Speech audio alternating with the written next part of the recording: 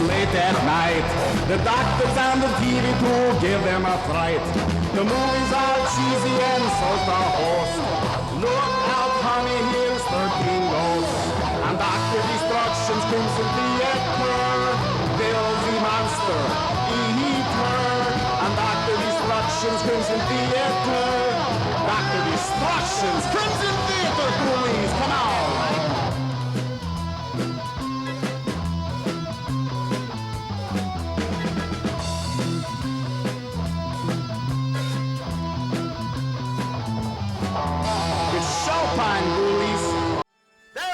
Ghoulies, and what a night it is tonight. It's unparalleled in Kenosha history and Crimson Theater history, because we do indeed have here the one and only Orson Welles. Great to have you on the show, Orson. Thank you, Dr. Destruction. Is that what it is? It's Dr. Destruction, yeah. Did your mom give you that name? No, she did not, no. It was DR. The Destruction came later. You can never blame destruction on mothers. Yeah, well, I was told to come here just to do an interview, so. They misinformed you. We actually show a movie. A movie? Yes, we're presenting a film tonight. Okay. What is this movie? It's called Gamera versus Guiron. It's a Japanese film. Interesting. All right. When are we going to show this? We're going to show this after we talk a little bit. We'll take some time talking about the great life of Orson Welles, and then we'll segue into the movie. Well, that's good, but I don't have a whole lot of time, so. Oh, you want to get with it then? Yes. All right. Well, do you want to talk about your days in Kenosha, Wisconsin? Yes. You know what? There have been a lot of people who have said different things about me, about what I felt about Kenosha, and most of those things are just not true. Okay. You know, I want to set the record straight with everybody, with my fans out there. I consider myself a good Badger. I've always considered myself a Badger, a strong Badger of Wisconsin. I never said I hated Kenosha. It was just that I have some memories here, which I don't know if you know, but my mom died here when I was young, and just some other things that I just really don't care to discuss. That's fine. We don't have to go there. When did you first get attracted to drama, film, art, and all the like? Well, since I was a babe, then I've always been interested in it. Everyone's been calling me a genius since day one. They said that was my very first word, and ever since I've been into drama, theater, and film, of course. And then I got into radio eventually, and it just kept on growing from there. Interesting. Now that we're speaking of radio, of course, you bring up radio, you can't not mention War of the Worlds. And I was just wondering while War of the Worlds was actually going on, did you aware of the pandemonium that was going on across America? No, we were not.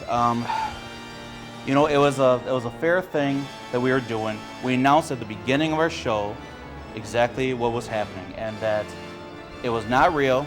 It was based off of H.G. Wells' War of the Worlds, and we did our own little radio presentation, and too many people tuned in after the fact that we made that announcement, and everyone, lo and behold, everyone thought that it was real and that aliens were coming down to Earth, just trashing the place.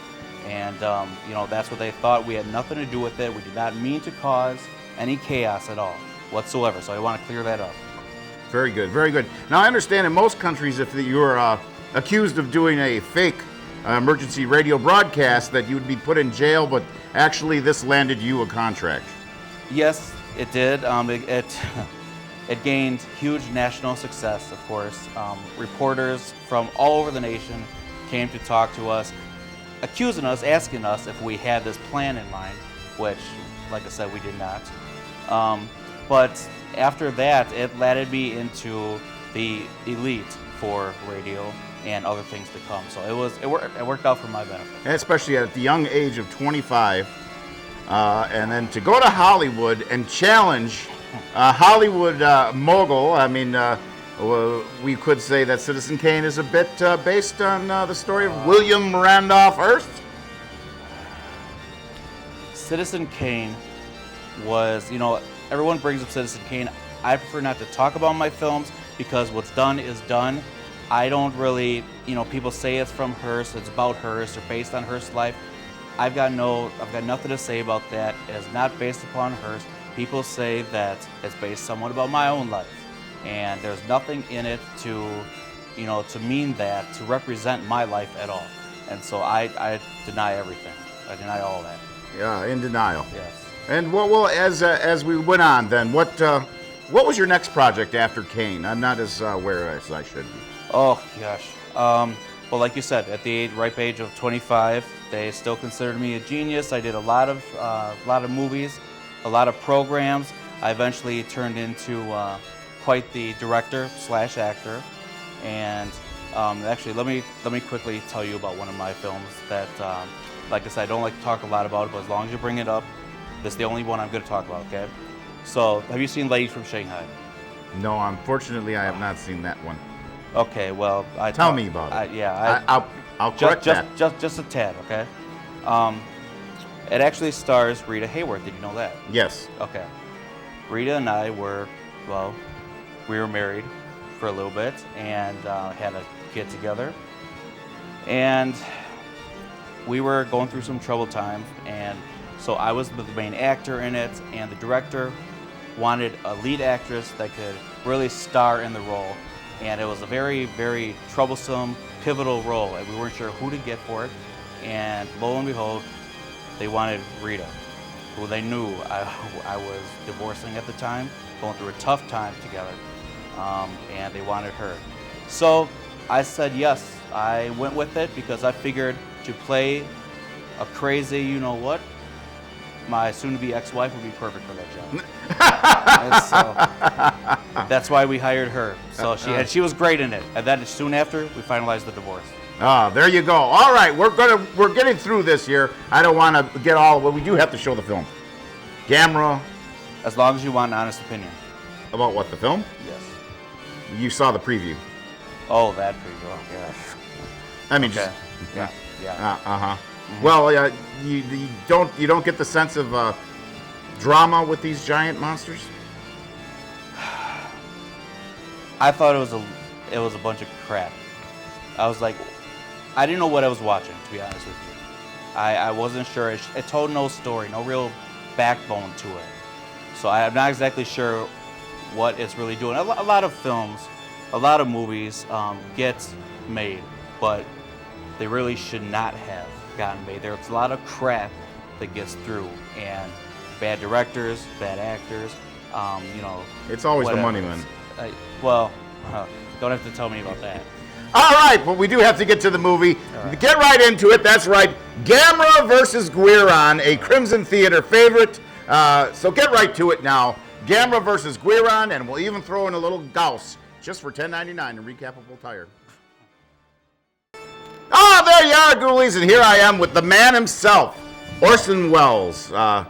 He left a big footprint wherever he went, not unlike Gamera in tonight's movie. Now, Gamera is very much, well, he's a lot like Kenoshans. He's a lot like Orson Welles, you know?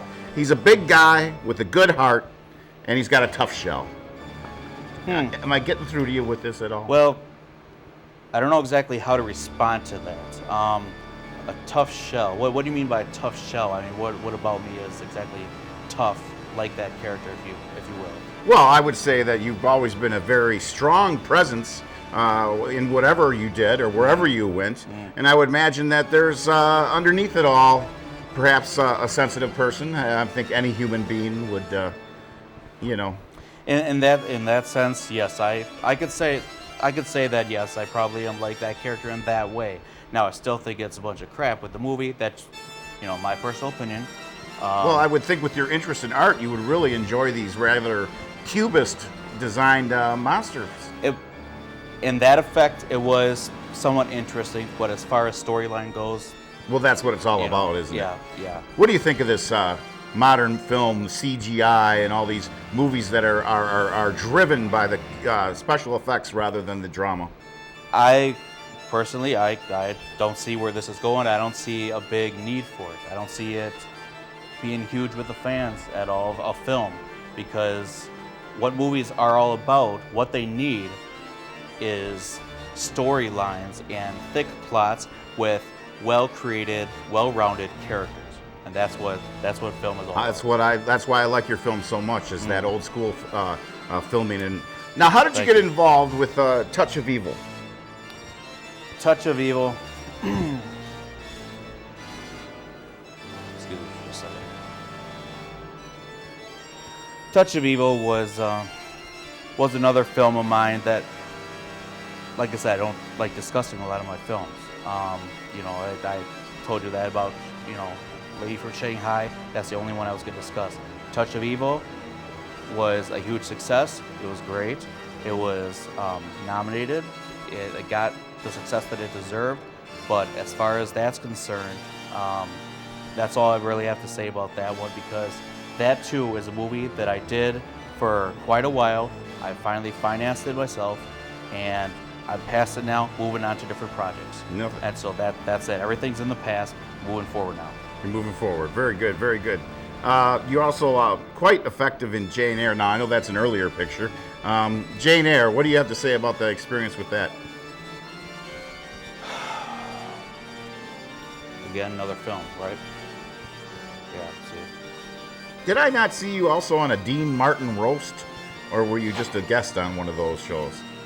I did a lot of different things like that. When my career was spiraling down, I did a lot of specials on TV as well as commercials and all that stuff, but we won't go there right now. And so yes, Dean Martin, a dear friend, great guy. I love him dearly. Like I said, we got along great. I was on his show. I was on, Merv Griffin was on that show a number of times. Did a lot of things like that. And I felt that it was something that I needed to do just to put a I'm not, really big into comedy or being a comedian or anything. That's not who I am. But, they wanted me to be on it as a guest and do a little stint on it. And, that's all I wanted to do. And that's that. We had fun and we had a blast. But, once again, I had more projects that I just couldn't continually do that. So. No, you did have a side of you that enjoyed parties and such, and lavish events and lavish women and such. Well, now that you're talking about that element, that aspect of it, I might have been zazzled a little bit, if you know what I mean. At these parties, I don't know how much I can actually talk about live here, but as long as you don't use certain choice swear words, I think you can. Okay. This isn't it's a public forum. That's the real meaning of cable access. Cable access. A voice for the speaker, a speaker for the voice, a voice for the people. Then, with that said, yes, I had many a party to go to in my days, and I enjoyed it. So I met a lot of good friends, met a lot of good women too. I just carry on. Some say I might have drunk too much sometimes, but you know what? I do like to have fun on the side of my projects. After a project is done, I go to these cast Rap parties and parties, different all those fun things, and just have my day, if you will. All right, we're going to follow up more on the fantastic career and life of the great Orson Welles when we come back from showing some more of Gamera versus Guiron. I think you'll be digging this by the end, I'm hoping. Oh, I'm hoping to. All right, it's a long ride. All right. Get right to it, ghoulies. Oh, I hope you're enjoying tonight's horrifying melodrama as much as Mr. Welles is. Gamera versus Guiron. And the reason you are on the show tonight is because the city of Kenosha has decided to honor your life with a festival. Many events have happened already, and there's all kinds of great things leading up to a grand finale, of course. But there was a couple things that you actually showed up for in Kenosha after all these years. And one was the Welles theme brew. Yes, one of the things that they wanted me to appear at was at the Public Craft Brewing, and that was just this past week. And they actually named a beer after me. So they made a beer just for my name, and that was quite interesting. I thought it was cool, and it was well deserved, if I may say so bluntly. I do wish more of my fans would have been able to attend, but that was a night where it was just pouring and dreary and rainy, and so not many people showed up. But it's tough. That happens in showbiz. That happened to me the same night. I was playing down the street at the Ditch Gallery. So yeah, that's tough sometimes. And I told people that were there the next time, bring a lot of fans, bring a lot of friends, so they could see me in public, because I know that's what people want. I think we need to see more of Orson in public. And you were actually at the puppet show. Oh yes, the puppet sketches. That's right. The Puppet Underground. Puppet Underground. That was quite interesting. Let me tell you. I'm sure it was. That was quite interesting. All right, so let me lay it down for you. Here I am as Orson Welles, and I was there to portray an actor portraying Orson Welles. You got that? All right. That's a little weird. Yeah, it's weird. So that's what my job was. Orson Welles portraying an actor who was portraying Orson Welles. So that's what my job was, and this lady comes up and pretends she's my, agent, my coach, the person who was given the auditions for this job that I've supposedly had for 10 years, all right? Well, I did not know this. My agent wanted me to go there for this because I've been doing it for a long time, and all of a sudden they give these auditions to these puppets. I thought you liked puppets. I love puppets, not these puppets. No, they were abrasive puppets, were they? These puppets were the darn annoying things I've ever seen in my life. Puppets They were can be interrupting constantly. They were in my face. One of them even literally bit my butt. Wow. Yes. Wow. That's taking a bite out of crime or something like that. Yeah, exactly. Yes. but one of them came from behind stage and actually, gave me a little nip right on my tushy. All right. What's some of the other big events you may attend? Well, the last main one that I was told to be there and show up for was, or I should say is, on the 30th and 31st of this month. And that is at the grave site and the cemetery where my ancestors are actually buried. And that is something that will definitely be interesting to people. This is the little brochure pamphlet that they are handing out to people, letting them know about it.